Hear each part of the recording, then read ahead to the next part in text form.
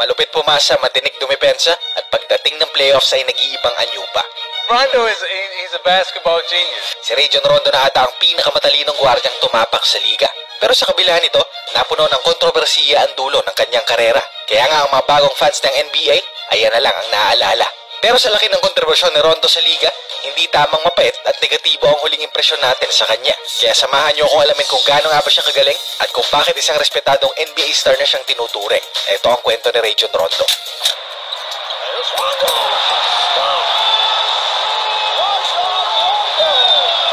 Natrap si Rondo bilang 21st overall pick ng Suns noong 2006 na tinrade ng Phoenix papuntang Celtics bago pa man magsimula ang season. At doon sa Boston, nagsimula ang karera niya bilang isang backup na point guard sa likod ni Sebastian Telfair at Delonte West. Pero kahit na off the bench pa lang ang papel niya rito, mabilis siyang gumawa ng ingay at pinakilala kaagad ang kanyang numero.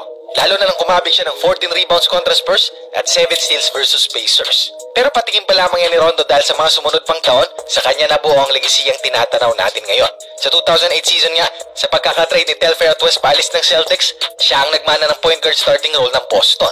At kahit na 21 anyos pa lamang siya sa mga panahong yon, siya ang namuno at nagmando sa mga bata ni Doc Rivers noon. Kasama ang big three ng prangkisa na si Allen, Garnett at Pierce, pinagharian nila ang elimination para magtapos bilang top seed ng regular season. At si Rondo lang naman ang nanigurado ang tatlong future Hall of Famers na kasama niya noon ay mabibigyan ng kanya-kanyang pagkakataon. And it goes without saying na hindi madaling gawin yon. Akala nga ng marami na kailangan ng veteranong point guard ng Boston para pamunuan ang bigating big three ng prangkisa. Kaya nga sa taon ding yon, kinuha nila si Sam Cassell bilang parte ng kanilang sistema. Ang hindi nila inakala, sapat na at sobra pa nga si Rondo para maging utak ng kanilang opensa. Patunay yan nang tumabo siya ng 16 assists kontra Lakers sa kauna-unahan niyang NBA Finals appearance. At ito ang naging trademark ng prime ni Rajon Rondo. Ang kontrole ng pace ng laro gamit ang kanyang talino. Kahit hindi umiskor ang mamang ito, masasabi mong siya ang nagdidikta ng bilis at takbo ng kanilang mga laro. Kaya nang ilang paso nila ang Lakers sa kauna-unahang NBA Finals ni Rondo, ayon kay Phil Jackson, ang 6'1 na point guard ang pinaka nagpasakit ng kanilang ulo. Game in and game out kasi halimo ang kanyang mga numero. Kaya kahit si Pierce ang tinanghal na Finals MVP, dito nagumpisa ang katakutan ng talino ng isang Rajon Rondo. At mula 2009 hanggang 2012, nakita natin ang peak ng kanyang karera. Lalong-lalo pagpatak ng postseason, kung saan ang matinik na kalibre niya ay mas lalong tumataas pa. Dito nga nagugat ang playoff Rondong bansag sa kanya. At sa 2009 playoffs natin nakita ang unang installment ng paghalimaw niya sa postseason. Averaging 17 points, 10 rebounds, 10 assists at 2.5 steals per game with the highest box plus minus para sa Boston. Isang malaking talon mula sa mga numerong pinakita niya nung regular season. At dahil sa kanyang impressive na passing at court vision, marami ang nagkumpara sa kanya kay Steve Nash. Well, in terms of point guard skills, may basehan naman ang comparison na yan. Pero sa aspeto ng shooting, walang paghahambing tayong dapat pag-usapan. Dahil hindi gaya ni Nash, naging kahinaan ni Rondo ang kanyang porsyento sa labas. Only attempting less than 1 3-pointer per game, averaging less than 40% sa mid-range at 61% sa free throws. At ito ang naging dahilan bakit napapansin natin na ibang-ibang klase ng depensang binibigay sa kanya. Sa halip na salubungin na siya pagtungtong ng 3-point area, nagsasagang depensa para harangan ang mga passing lanes niya. Nahawig sa kung paano dinedepensahan ng liga ngayon si Ben Simmons. Pero kahit na ganito, nangibabaw pa rin ang ibang klaseng court vision at passing creativity ni Rajon Rondo. Na kahit practically useless siya pagdating sa opensa sa labas ng shaded area, itinuring pa rin siya noong top 5 point guard ng liga. At bukod sa pagiging floor general ng kanilang prangkisa, nakagawa rin ng mabagsik na reputasyon si Rajon pagdating sa depensa. Gamit ang kanyang mahabang wingspan at malaking kamay, pinasakit niya ang ulo ng mga gwardyang sinasalubong niya. Biruin niyo kasi 6'1 lang itong si Rondo pero ang wingspan niya, 6'9" na ang haba. Kasukat ng wingspan ni Lonzo Ball na mas matangkad ng 4 na pulgada sa kanya. Kaya nga 4 na beses siyang naging parte ng all-defensive NBA teams mula 2009 hanggang 2012. At siya ang walang kwestyong best defensive point guard sa kanyang henerasyon, which is one of the most underrated skill set sa malalim na bag ni Rajon. At hindi pa nga natin nababanggit ang pamatay niyang floater na naging sagot niya sa mga higanting sentro sa ilalim. And siya lang ata ang nag-iisang point guard sa liga na 65% ng tira ay galing sa shaded area.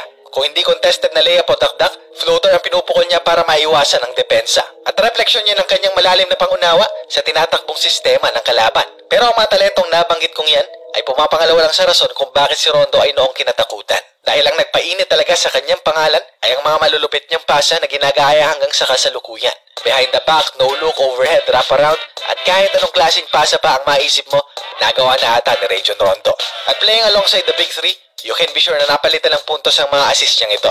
Noong 2010 Eastern Conference Finals nga kontra sa Cavs ni LeBron, Nakapagtala siya ng 29 points, 18 rebounds at 13 assists sa larong yon. At noong March 4, 2012 naman, gumawa ng kasaysayan si Region nang tumabo siya ng 18 points, 17 rebounds at 20 assists laban sa New York Knicks, becoming only the 4th NBA player na nagkaroon ng 15-15-15 na stat line. Ibang klase. Ilan lang ito sa mga patunay na kahit na madalas siya ang pinakamaliit na malalaro sa loob ng court, hindi siya nagpadehado at kitang-kita yan sa kanyang mga numero. But beyond the numbers, ang kanyang overall na epekto sa team talaga ang naging pinakamalaking ambag niya sa kanilang sistema. May mga games na hindi siya pupuntos, pero lahat ng plays at direction ng team ay galing sa kanya. Kung ano lang kasi ang kailangan ng team, ayun lang ay ibibigay niya. Walang kulang, pero madalas mayroong sobra. Tulad ng kanyang pinakita sa 2012 Conference Finals laban sa Miami Heat ni LBJ. Ang game 2 ng serie ito ang best playoff game ni Rondo sa kanyang karera sa liga. He scored 44 points and 67% shooting na may 8 rebounds at 10 assists pa. But beyond the numbers, dito rin pinakita ni Rondo ang malalim na offensive bag niya. Mula sa floaters, dakdak ang kanyang sikat na fake behind the back, it was a joy to watch Rondo sa larong ito. Kaya kahit nalaglag sila ng super team ng Heat noong 2011 at 2012, hindi natin pwedeng itangging sa mga taong ito sumigat si Rondo sa NBA. At one point, siya pa nga naging pangatlong pinakasikat na malalaro sa liga noon sa likod ni LeBron James at Kobe Bryant. Kaya nga marami rin ang nagulat at nalungkot nang mapunit ni Rondo ang kanyang ACL January 27, 2013. Na kahit nakabalik siya matapos ang isang taon, halatang halata na hindi na siya ang Rondong napapanood natin noon.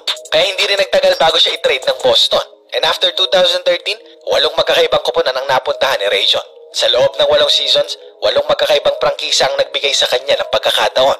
Pero bukod sa panakanakang career games, hindi na siya nakabalik muli sa dominating form niya noong nasa Celtics pa siya. Wala na ang kanyang pamatay na first step at ang kanyang athleticism at legs ay nawala ng tuluyan talaga. At dagdag pa ang mga kontrobersiyang kinasangkutan niya on and off the court. Mula sa alitan niya with CP3 at iba niyang mga kasama, hanggang sa off-the-court issue niya noong 2022 na naging dahilan para sa Cleveland para hindi i-renew ang kanyang kontrata, it was clear na bumulusok na pababa ang kanyang karera. Pero isang tabi natin ang mga isyong kinaharap niya at sagutin natin ang tanong natin kanina. Gaano nga ba talaga kagaling ang isang prime Region Rondo?